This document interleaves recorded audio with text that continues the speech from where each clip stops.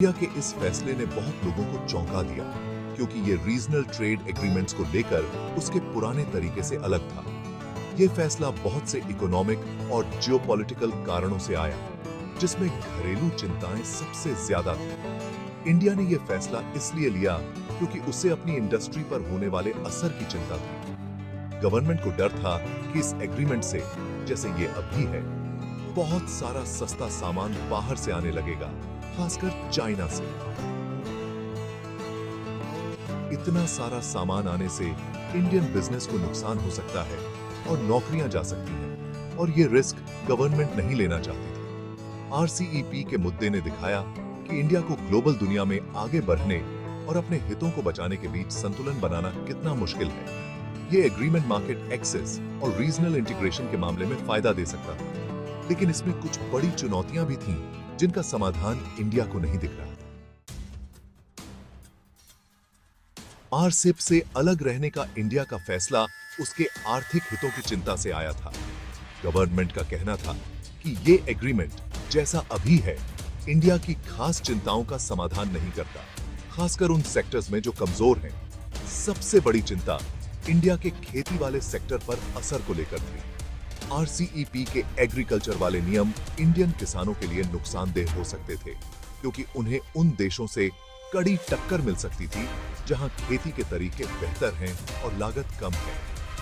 Dairy industry, जो India की ग्रामीण अर्थव्यवस्था का एक बड़ा हिस्सा है, को भी एक ऐसे सेक्टर के रूप में देखा गया जिसे और सुरक्षा की जरूरत है।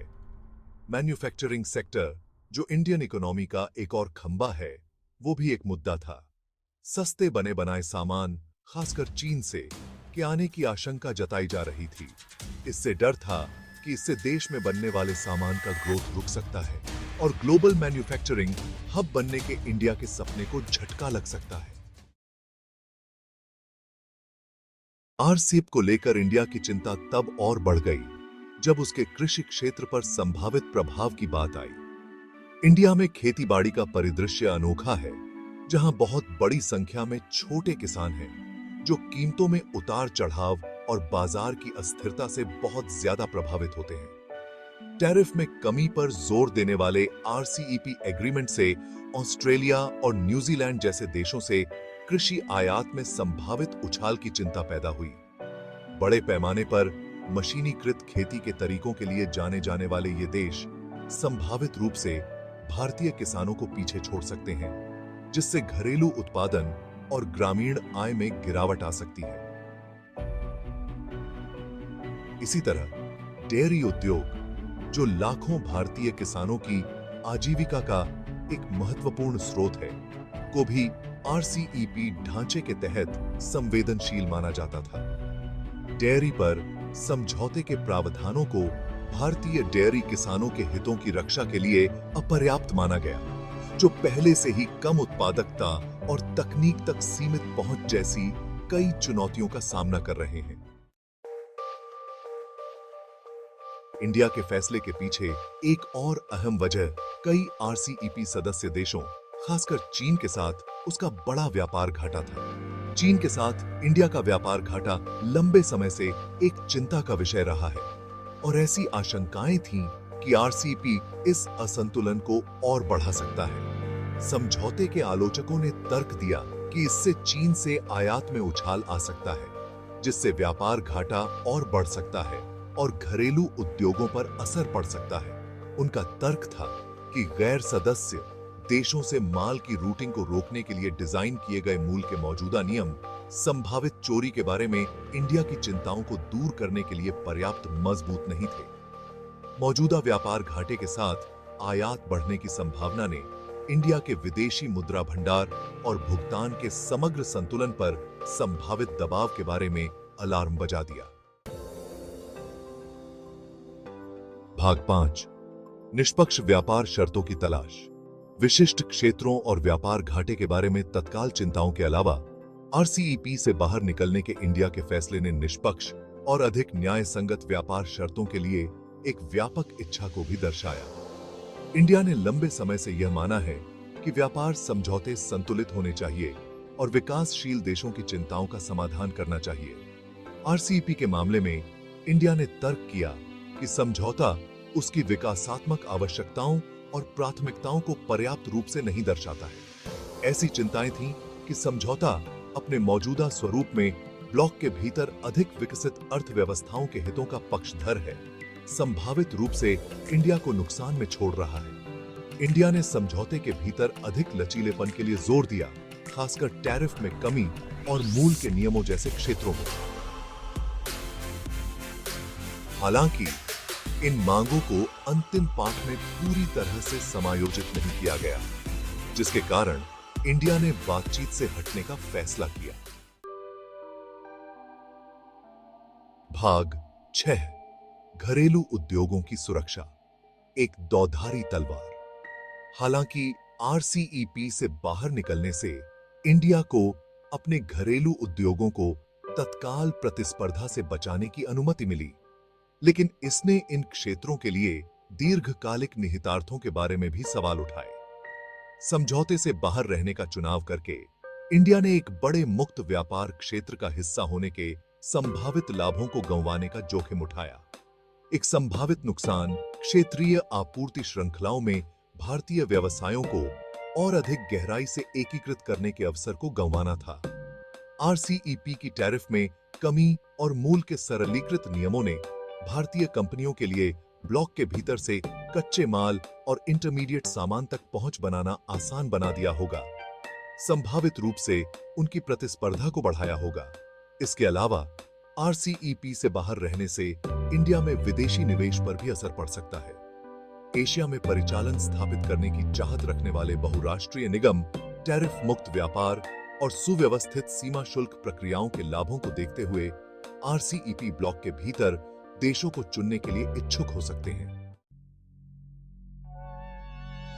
भाग 7, क्षेत्रीय बाजार में छूटे हुए अवसर।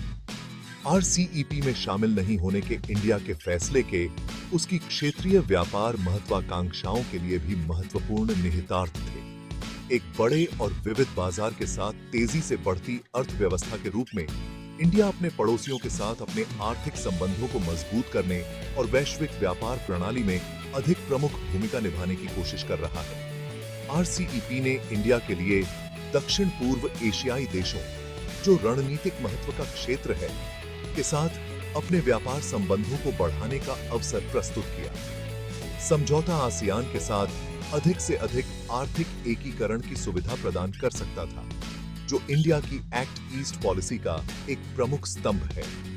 इसके अलावा सेवा व्यापार के लिए आरसीईपी का ढांचा भारतीय पेशेवरों और सेवा प्रदाताओं को लाभान्वित कर सकता था। संभावित रूप से आईटी, स्वास्थ्य सेवा और शिक्षा जैसे क्षेत्रों में विकास के नए रास्ते खोल सकता था। भाग 8, भू राजनीतिक वास्तविकताओं को नेविगेट करना, चीन का प्रभाव। आर्थिक विचारों के अलावा आरसीईपी से बाहर रहने के इंडिया के फैसले को भू राजनीतिक कारकों, खासकर क्षेत्र में चीन के बढ़ते प्रभाव से भी प्रभावित किया गया था।